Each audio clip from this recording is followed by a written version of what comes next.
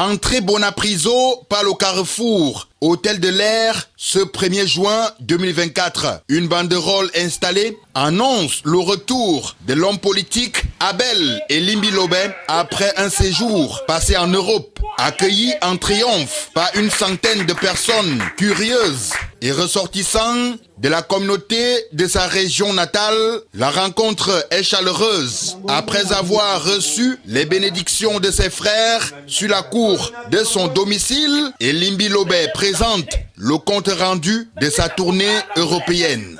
Les enfants du littoral établis en Europe se sont montrés très réceptifs au discours que je suis venu leur tenir.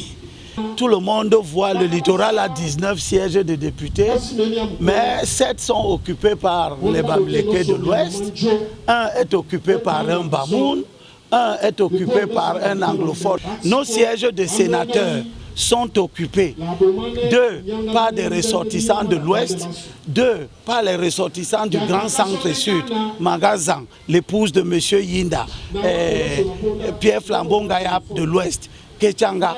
Il s'agit là d'injustice qui ne se justifie absolument pas. De retour au pays, il exhorte les membres de sa communauté à se tenir prêts pour les batailles à venir afin de récupérer non seulement leur terre ancestrale, mais également les postes de sénateurs, députés de la nation réservés aux natifs de la région du littoral. Nous voulons faire savoir à tous nos compatriotes du centre, du sud, de l'est, de l'ouest, du nord, de l'extrême nord, que nous ne sommes pas contents par la manière dont les choses se font au détriment des peuples du littoral.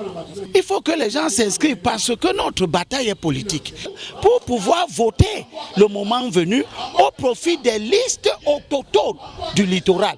Toutes les listes qui auront des gens qui ne sont pas du littoral seront combattues sur le plan politique mais aussi sur le plan judiciaire. Une mobilisation initiée par l'écrivaine et Jome Mwanjo pour soutenir les grandes batailles menées par Elimbi Lobé.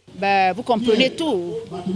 Cela me mène directement à ces combats qui sont la préservation de notre culture, la préservation de nos valeurs. Elimbi Lobé, fondateur de la plateforme Kautal et ancien cadre du SDF, annonce une autre tournée aux États-Unis pour la même cause.